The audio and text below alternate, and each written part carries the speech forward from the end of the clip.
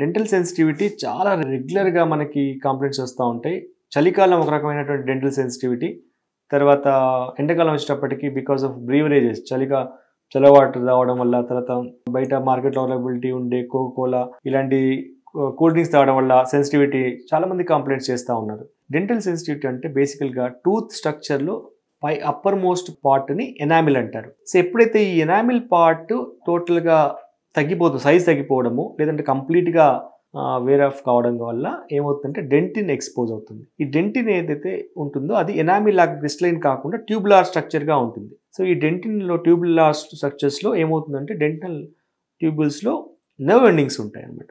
ఎప్పుడైతే ఈ nerve endings ఏం చేస్తాయంటే ఎప్పుడైతే కోల్డ్ కానీ, హీట్ కానీ, తర్వాత యాసిడ్ కానీ, తర్వాత ఇటువంటి థర్మల్ చేంజెస్ కానీ, టెంపరేచర్ చేంజెస్కు వీటన్నిటి కూడా ఇది రెస్పాన్స్ ఉంటుందంట. దీన్నే మనం డెంటల్ హైపర్ సెన్సిటివిటీ అనుకోవచ్చు. సో ఈ హైపర్ సెన్సిటివిటీ ఓన్లీ ఎనామిల్లే కాకుండా రూట్ ఎక్స్పోజ్ అవుతుంది. కొన్నిసార్లు చిగురు ఎప్పుడైతే కిందికి జారి ఉంటుందో అక్కడ జింజివల్ రిసెషన్ అంటారు, గమ్ రిసెషన్ అంటాము.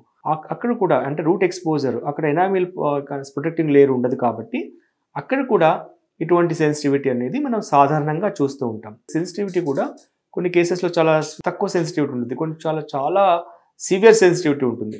ఎక్కడైతే రూట్ ఎక్స్పోజరు ప్లస్ ఎనామిల్ టోటల్గా వేర్ ఆఫ్ అయినటువంటి కేసెస్లో, ఈ డెంటిన్ కంప్లీట్ ఎక్స్పోజ్ అయిన కేసెస్లో సివియర్ సెన్సిటివిటీ చూస్తుంటాం. బేసికల్గా పేషెంట్స్ అందరు కూడా నన్ను అడుగుతుంటారు, సార్ చాలా సెన్సిటివిటీగా ఉంది, చల్లటి వేడి తినలేకపోతున్నాను, వేడి వేడి తాగలేకపోతున్నాను అని వస్తుంటారు. సో ఇలాంటి కేసెస్లో ఫస్ట్గా మనం చూసుకోవాల్సింది ఏంటంటే ఎందుకు ఎనామిల్ అనేది టోటల్గా తగ్గిపోయింది. ఫస్ట్ టోటల్ ఎనామిల్ ఇనిషియల్ డికేస్లో కొన్నిసార్లు ఎనామిల్ ఇనిషియల్ డికేస్లో కూడా అంటే అక్కడక్కడ చిన్న మనము ఇన్సిపియంట్ కేరీస్ అంటారు, చిన్న కేరీస్ ఉండి ఎనామిల్ వేర్ అండ్ ఆఫ్ అయి ఉండొచ్చు, లేదంటే డికే అయిపోయి ఉండొచ్చు. అటువంటి చోట్ల డెంటిన్ ఎక్స్పోజ్ అయి ఉండొచ్చు.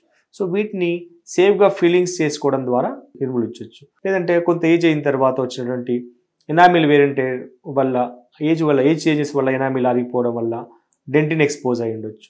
ఇటువంటి కేసెస్లో కూడా డీసెన్సిటింగ్ పేస్ట్ వాడచ్చు.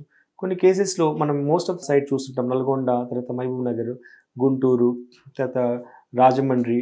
సో ఎక్కడైతే ఫ్లోరిడేటెడ్ ఏరియాస్ ఉన్నాయో గ్రౌండ్ ఫ్లోరిడ్లో అక్కడ ఫ్లోరైడ్ క్వాంటిటీ వల్ల ఎనామిల్ యొక్క థిక్నెస్ బాగా తగ్గిపోవడము, తర్వాత ఫ్లోరిన్ ఎనామిల్ ఇన్కార్పొరేట్ కావడము, దీని ద్వారా కూడా దాని యొక్క థిక్నెస్ తగ్గిపోవడము, అక్కడ దానివల్ల కూడా సెన్సిటివిటీ, ఈస్థెటిక్ రీజన్ ఒకటి, సెకండ్ సెన్సిటివిటీ కూడా బాగా ఎక్కువగా ఉంటుంది. సో ఇటువంటి వాళ్ళకు కూడా first line of treatment always is desensitizing paste.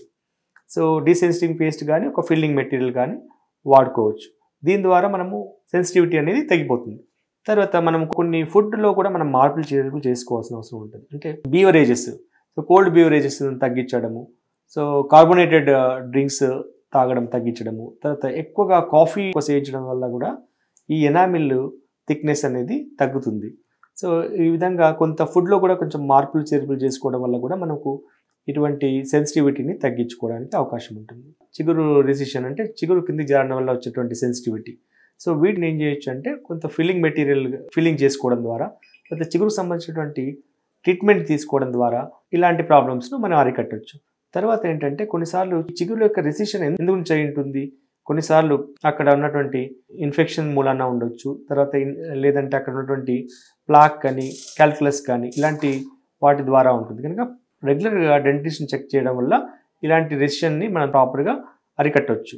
So dental సెన్సిటివిటీకి ఒకటి ఫుడ్ అండ్ బీవరేజెస్ ఒకటి ఉంటుంటే, సెకండ్ వచ్చేసి ఇంటర్నల్ కారణాలు అంటే అనాటమికల్ కారణం, ఎక్కడైతే ఎనామిల్ తగ్గడము, తర్వాత రెసిషను, ఇదొక రీజన్. కనుక వీరు రెండింటిని కూడా మనము డెంటిస్ట్ని విజిట్ చేయడం వల్ల మీకు దానికి తగ్గటువంటి ట్రీట్మెంట్ తీసుకోవడము, డీసెన్సిటింగ్ పేస్ట్ వాడడము, తద్వారా మనకి సెన్సిటివిటీని తగ్గించుకోవడం చేయొచ్చు.